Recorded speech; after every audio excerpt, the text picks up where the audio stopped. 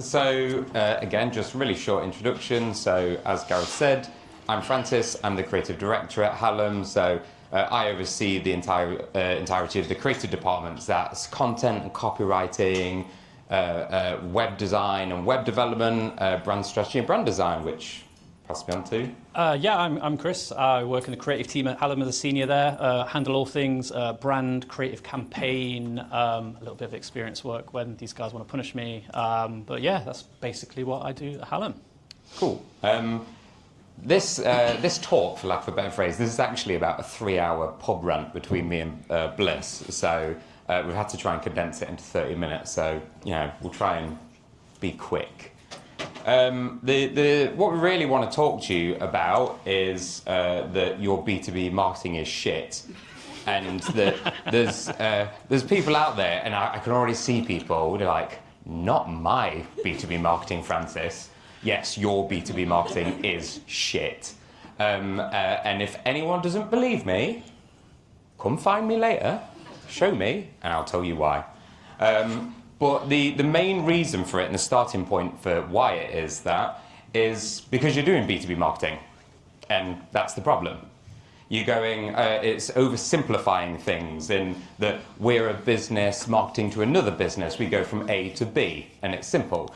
And then we forget the messy people we're actually talking to, and we oversimplify and create content and marketing that underperforms, essentially. So what we're actually here to turn a pub rant into a cohesive talk is about building brands that speak to people, first and foremost. So the starting point is, B2B isn't real. It's a lie. It's an internal thing. It's something we tell ourselves. It's not an actual thing. Because you aren't speaking to a building. What a caveat. Put your hands up if you've not seen the show Severance. Cool. That's what I thought that was going to be. I've got to be honest, that is more. We might ruin it. We don't know. Should have got on the bandwagon earlier. You're not speaking to a building, essentially, which is what we think of with B2B brand building and marketing. So this is what most people tend to do. Oh, I'm going to market to this building. This is not a person. That is a collection of glass, concrete, and steel. This is a person. That is who you are marketing to. And what we do is when we fall into that place of safety, because we're risk averse and we want to do what everyone else is doing, we forget that we're actually marketing to people and building brands and talking to people. And what happens, it creates this race to the bottom where everything sounds the same and it looks the same and like there's no way to distinguish each other from each other. And you talk about there's a very marketer response of, hey, more is more. That is not the way. And there's a lot of just saying more and more features and more of this and more of that. It will get better. It doesn't at all. So financial institution, for example, here you go. Here's a separate financial brands, all the same colour. Like 2 of them even got the same sounding name, logo. There's nothing really here to separate them. So that is finance, right? And then what happened was the darling of the banking industry came out, Monzo. Oh, it's cool, it's different. And then all of a sudden it blew up and the cards are everywhere. Wow, they really cut through. And now look at the banking as well. Everyone's doing it. So now they've done something different, stand out, and now they don't stand out anymore. So they're probably going to be changing it up over the coming years. And then when you go through your LinkedIn and socials and you see this, right, there's no way anyone's telling me this is going to make you stop scrolling and catch your attention. Like, oh, that's really cool. It all looks the same, it sounds the same, and like I say, same language. We're really scalable to your needs. Boring. Well, we're really innovative. No one said that before. Boring. Oh, we're future-proof your system. Boring. Because everyone else is saying it. And again, some of you there oh, that's the language we've used. Good. This is what this is about. So it fails, essentially, because you can't distinguish. So what happens is, again, this space of safety and operating in a crowded market and everyone else is here, it's really, really hard to stand out. So just go over there. It's that simple. There you go. Much easier to stand out. Strategy done, talk over. Yeah, finished. Thanks. To prove it, so 62% of B2B buyers increasingly basically say they can't distinguish brands from each other. They all look and sound the same. So even if you stop them scrolling, they look at like yourselves and maybe two others and they're like, I have no idea who's better here. I have no idea the difference between them.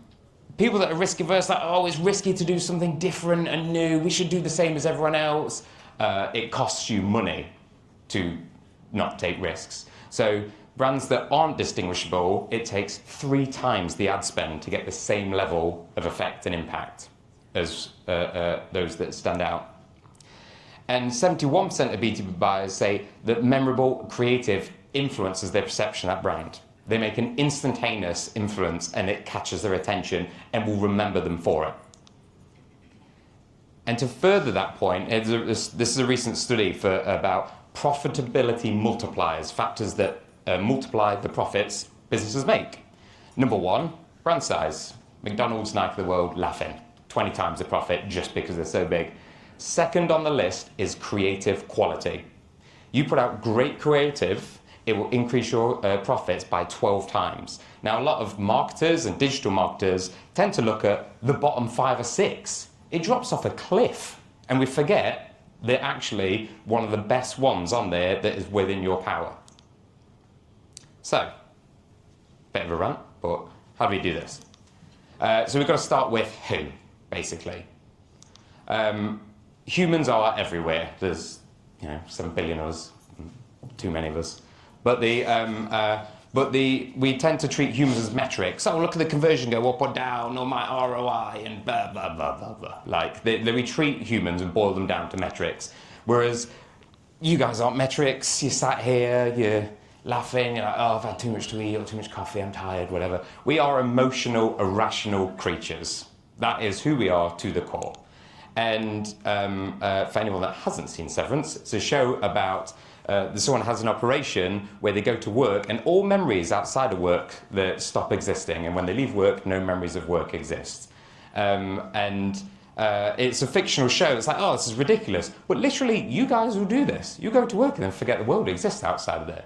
I worked with someone once who was trying to design a brilliant user experience, and she couldn't do it. She was in a commercial head, and I sort of arranged a workshop, and she was able to, at the end of this workshop, she designed a brilliant user experience. It was people and human focused. And I said to her, why the hell aren't you doing that every day? And she turned around to me and said, I just forget when I start the day to day. I just get sucked into my job. So it's about remembering there is a world outside of your job, okay? 12 milliseconds is the time it takes to have an emotional response. That is faster than lightning. This is the important thing. Our emotions are rapid fire. We cannot control them. Like, if we could control them, we'd be in a very different world. But they are instantaneous, they are natural, you have no control over your emotions. For anyone that needs therapy, don't bother trying. It's just gonna happen. But the important thing is what happens afterwards. Our emotions drive our actions. So if you want somebody to convert, if you want somebody to pick up the phone, if you want someone to engage your brand, you need to drive the emotion to drive that action. That's what you've got to tap into. To do that, you've got to figure out who you're speaking to. In theory, it's easy, right? Who? GA data, CRM data. Maybe you want to send out surveys. Maybe you don't have a clue. So, all right, we'll send out a survey. Maybe I'll do desk research. Maybe you're short on time. I'm just going to use AI or look online or whatever to find out who these people are. So if you've got sales teams, they're free. Free information is sat there. They speak to people all the time. You might even have segmentation. There's 100 different ways you can find out about who your audience are. Super cheap, super quick. Okay? And then, once you know who they are, figure out their emotions. We are simple creatures. We're driven by pain and pleasure. There you go. What sucks? What's great? What in their lives is painful? What's driving change? What are the things that they're looking for? What's the joy? And what are their goals? So at the back of that, you might even have like, right, okay, I found out there's a CTO in our audience is CTOs, mainly small businesses, particularly healthcare industry. Surprisingly, they're really active on TikTok. Don't know, but there you go. And then you figure out what their pains and pleasures are. So, you know, a CTO, they live in a state of anxiety forevermore. They are time poor. They've got no confidence about new tech because it will break everything. So they're in a constant state of anxiety. So they need reassurance. They want to impress their shareholders, the internal desires and needs. So it's really, really simple in that sense. Find out who they are. Find out what drives them. Cool. Thank you. I thought you were going to throw. I was going to throw it, but I was like, yeah. I will smash it and then ruin the rest of the afternoon. We did discuss like throwing back and forth, and I thought like that's too much pressure. That's far too much pressure. So yeah, once we know who we're speaking to, we need to figure out how to connect with them, how to tell a story well. Is this working? Excellent. Because humans are natural storytellers. Storytelling is inbuilt in our brains. It is something that we've carried with us for tens of thousands of years. This type of stuff, you know, found in a cave in France from 30,000 years ago, predates people using language to communicate. So we're using stories, in this case, as a designer, obviously I'm picking out the visual one. But in this case, you know, paintings on the side of a cave. It's deeply rooted in our evolutionary psychology. It's literally how our brains work. It's how we share experiences with each other, it's how we teach lessons to one another, and it's how we develop meaningful connections with each other and also with things. Like, I'm kind of a little bit obsessed with photography, and like I've got a camera that I absolutely love, and that is because, well, I'm not going to go into reasons as to why I love my camera, but this is how we develop meaningful connections with things. It is a cheat code in communication. Excuse me, sorry. Stories also help us recall the past and also imagine a future that we have not yet gotten to. And it's how we learn from others without actually having a direct experience of something ourselves. It's absolutely crucial because it taps into the thing that makes us uniquely human. And that is our desire to learn and connect and to find meaning through these shared experiences. And obviously, as a floaty creative person, I'm speaking in superlatives, but it's been proven that you are 13 times more likely to remember something rather than just pure fact recall. If this is part of a well-designed story, 13 times more likely to be able to recall it. So this makes storytelling the perfect vehicle for brands to communicate with their audience. So what story do we tell them? We found out who they are. We know we need to tell them a story. So like what is the story we tell them? Well, the starting point is the story is not about you. Nobody wants to turn up and meet someone for the first time and all they do is talk about themselves. Like, that is terrible, terrible experience. Good stories, in the terms of brands communicating with their audience, should be not about the brand itself, but about people and, of course, businesses that are affected positively and made better by their products, by their services, and by the touch points that you have with them. And these purchasing decisions that we're trying to influence here, that we've established, are being made by people who are emotional creatures. They are moved by emotions. Emotional connections drive recall, trust, and differentiation. And especially in a lot of B2B markets, when we see product parity being super high, when we see feature parity being super high, how can I tell the difference between 2, 3, 4, 5 of these things? It's not just the ads that Francis has shown you. You look at the messaging in types of creative like this, where we're all talking about price, we're all talking about feature set, everyone's got an AI feature now. Does that make anyone special? It doesn't at all. So, I'm pretty sure everyone, show of hands, has anybody in here seen the John Lewis Christmas advert? Excellent, cool, right. So, this is an absolute cheat when you're doing a talk, is to play a video. It's substitute teacher energy, I know that. But we're just going to have a little bit of a video now for those who haven't seen it yet. All right, kids, let's clear all these prezzies of people. Oh, yeah, that one too.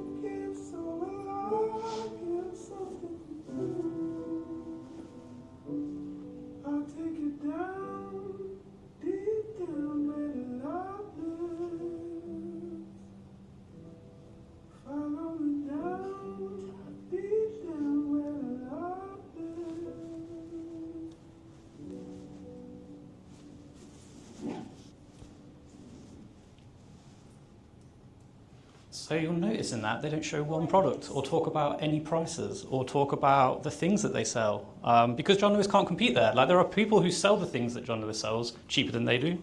There are people who have more selection for certain brands, even products that are exclusive to them that John Lewis cannot get hold of. John Lewis won't do as big a discount in their sale on certain items either. They can't compete there, and that's also very noisy, ridiculous messaging to try and even enter into for someone like John Lewis.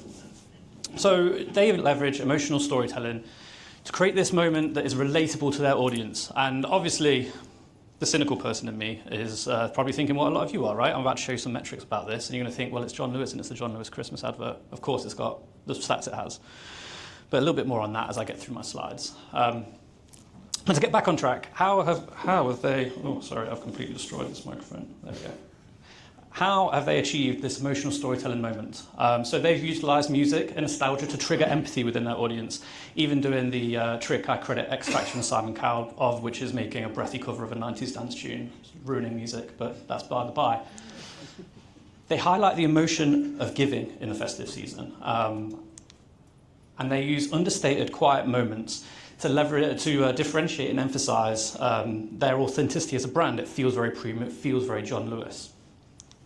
Now, the impact of this is that they've had 32% increase in addressable UK audience in just a couple of weeks.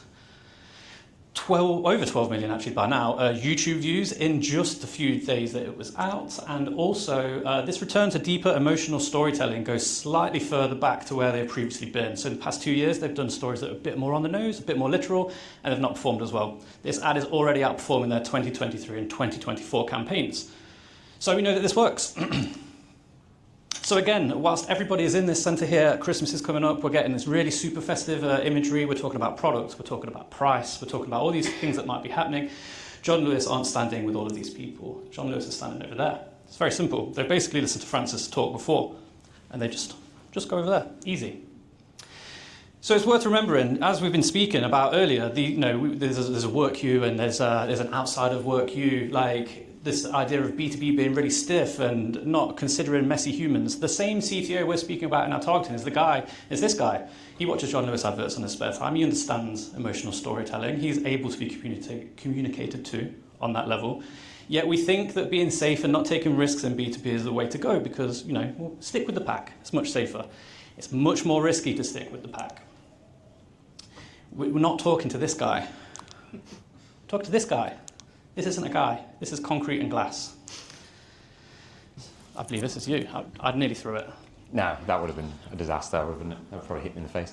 Okay, right. Now we get to the final bit. So it's now we know who they are and how to engage them through emotional storytelling. Then we go to you've got to go where they are, okay, to tell that story. This is the easy bit, like with a bit of a caveat, the easy bit. Because this is what most of you here are probably doing already. You're optimizing search. You're out on LinkedIn, putting content out there, ads out there. A lot of you are probably going to ChatGPT and other LLMs, starting to embrace that with changing search behaviors, which is cool. So keep doing that. But if you deeply know who they are and how to engage them, you find unexpected places to engage them. Maybe they buy the paper every weekend that you never would have thought of. Maybe you want to buy space there instead of just on LinkedIn. Maybe they're actually finding stuff on TikTok because their interests warrant it and they're actually looking for cooking and this and that or whatever. I spoke to one of our clients, the CEO there, like the first day we met him, he was like, right, I need a TikTok campaign. I was like, you don't. He was like, I do, because I use it. And I was like, I know, but your customers don't. But he was really into it. He's like, I'm on it every single day.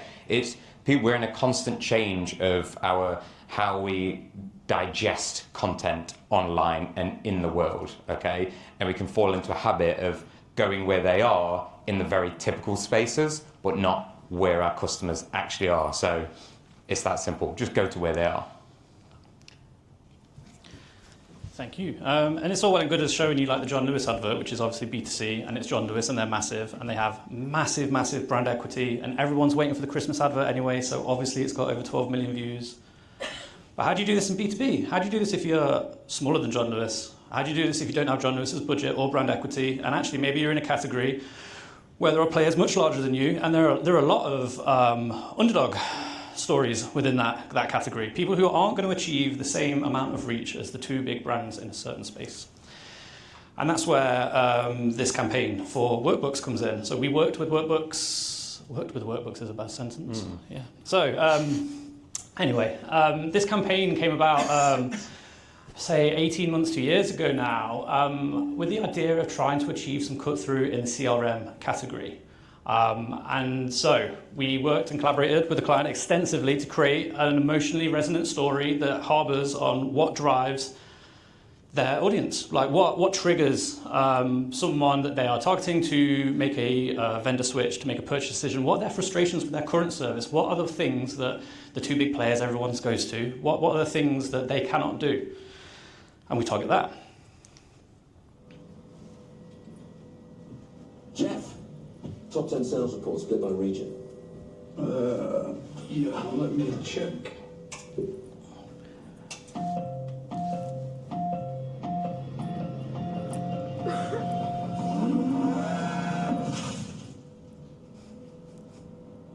Forget it.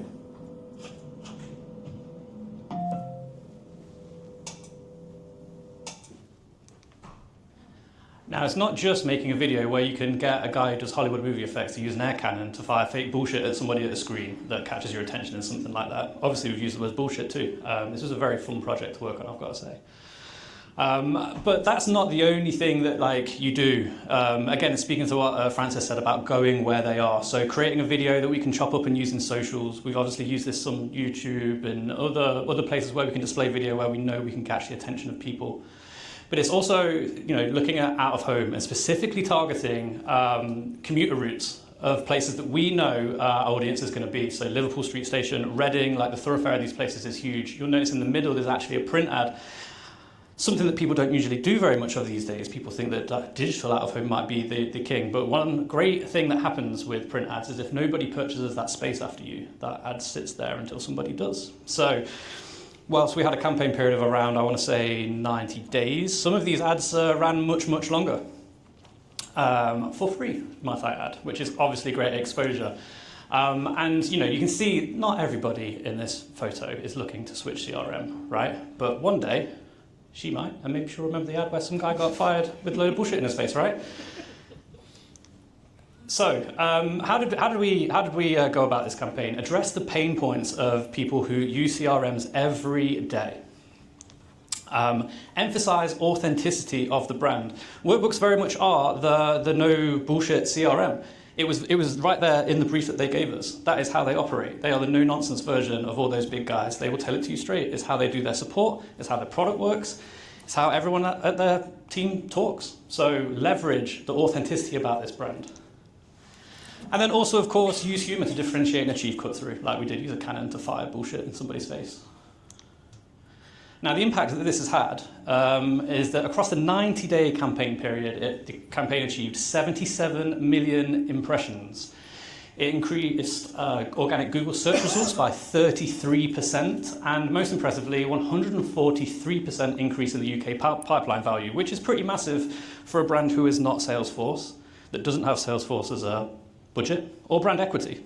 All of a sudden, they're being spoken of in the same breath. They are being noticed amongst all these other brands that aren't in that big two at the top of the CRM category. They are now achieving much larger brand equity. And it might sound like I'm probably bullying this up a little bit, which I am a bit, to be fair, because I did work on it and it was a lot of fun. But we do have Dan from Workbooks here. Where is Dan? I was just looking around for him, mate. Yeah. Oh, Dan is on the call. I promise you, Dan exists and he is here. But please do speak to him about the effect that emotional storytelling has had on not just this campaign, but on the brand. This messaging has gone brand wide now. It's something they believe through everything because it uncovers an authentic touch point that people relate to.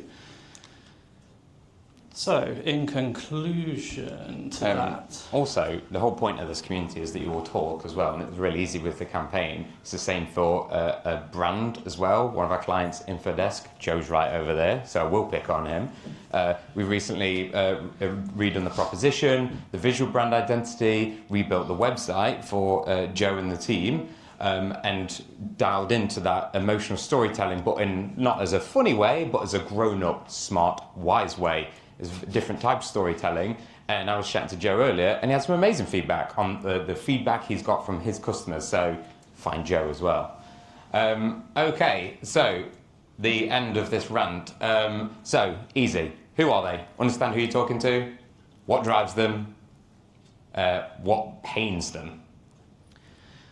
Yeah, when you're telling a story to these people, when you engage them, don't make it about you. No one likes someone who speaks about themselves all the time. And make sure you tell a well-designed story. Like, we can absolutely get points that we need in about feature and product, but make it authentic and feel natural. Like, leverage emotion and authenticity in what you're saying.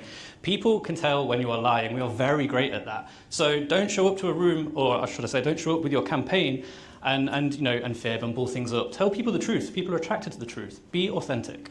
And then go where they are. Optimize based on search behavior, buy media they use, and also embrace unexpected platforms. Good. Hey.